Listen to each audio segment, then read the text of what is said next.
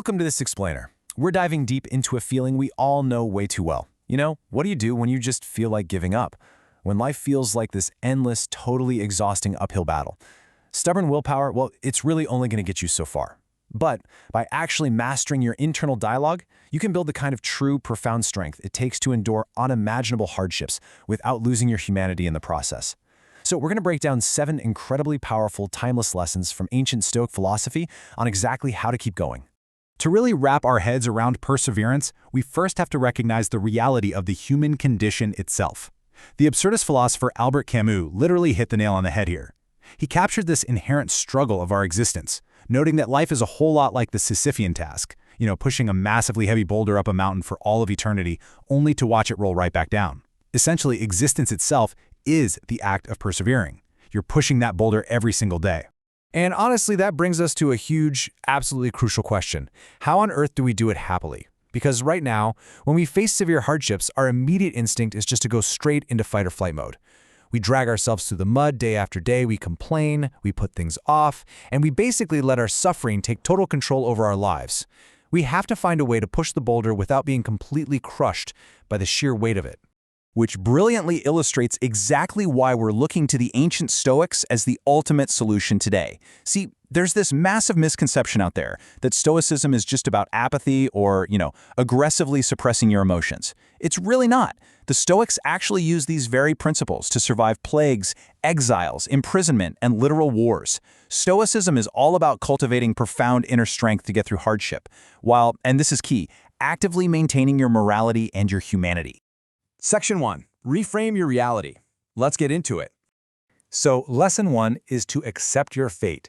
It's a concept the Stoics famously called Amor Fati, which translates to loving your fate. Epictetus advised us not to wish for things to happen the way we want them to, but to actually wish that what happens exactly the way it happens. Actually, think about the math behind this for a second. The chances of you even existing at all are incredibly small.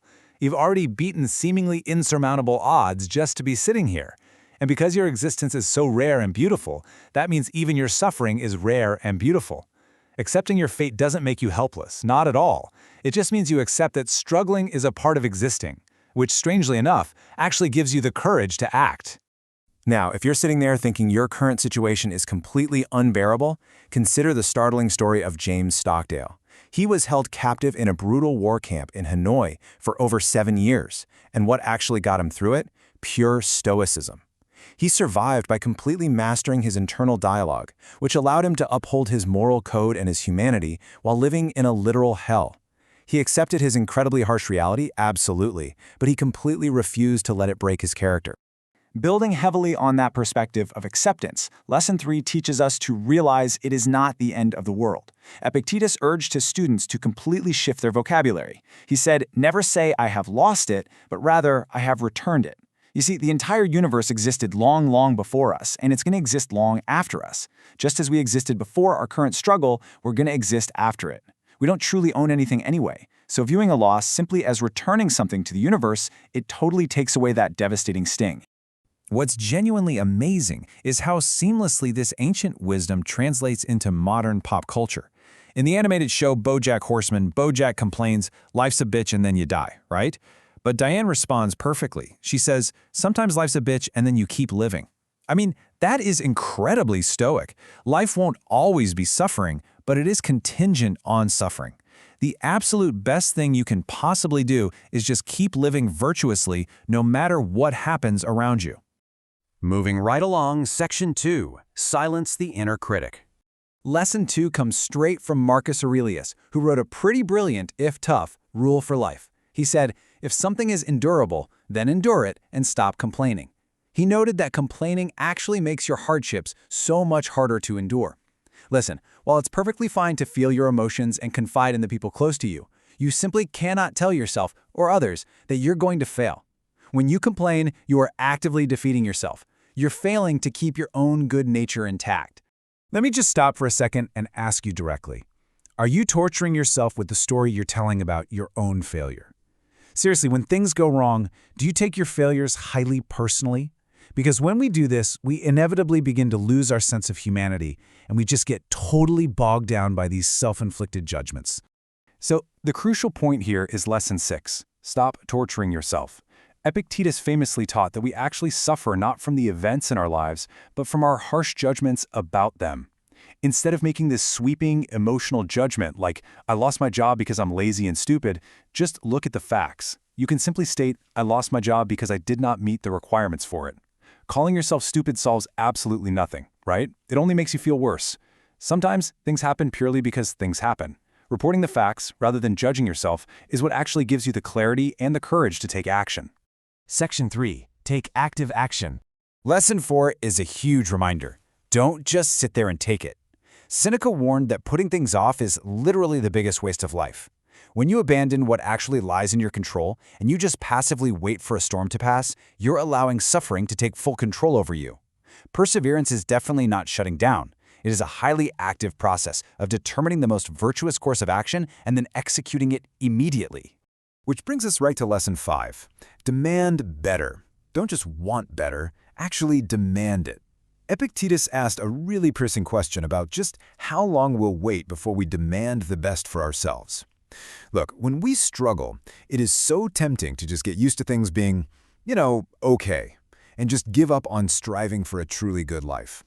But if you're lazy and you constantly defer your self-improvement, you're going to live and die as someone quite ordinary, completely overwhelmed by the crushing weight of the world. You must forcefully advocate for yourself and absolutely refuse to become complacent. And finally, Section 4, find your inner strength. Lesson 7 requires us to actually use our resources. When things get really tough, our brain's default is to instantly flip into survival mode. It happens to all of us.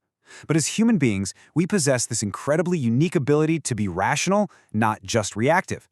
Epictetus advises that when some accidental event happens, we shouldn't just react haphazardly. Instead, take a breath. Let things stew for a minute, turn inward, and ask yourself what resources you already have to deal with it. Dig deeply. You possess tremendous strengths that you probably don't even realize are there. Unless it is a literal, immediate life-or-death situation, not everything requires a panicked reaction. Okay, let's take a quick breath and pause here. These are the 7 lessons we've covered in this explainer today. Accept your fate, don't complain, realize it's not the end, don't just sit there, demand better, stop torturing yourself, and use your resources. Think of this as your ultimate guide to stop merely surviving and start truly persevering with virtue, strength, and resilience. All of this brings us full circle to an absolutely beautiful, striking metaphor from Marcus Aurelius. He wrote that we must be like the rock that the waves keep crashing over. It stands unmoved, and eventually the raging of the sea falls still around it. Life is going to be a continuous test of our endurance. The waves of hardship, they're never going to stop crashing. But you have the incredible, profound power to choose exactly how you respond to those waves. So, I'm going to leave you with this final, somewhat provocative thought to ponder today. Which of these 7 lessons do you desperately need to apply to your own life the most right now? Which of these ancient insights will you actively use to find the strength to keep pushing your boulder up the mountain today? Take these timeless lessons, apply them to your very modern struggles, and whatever you do, keep moving forward.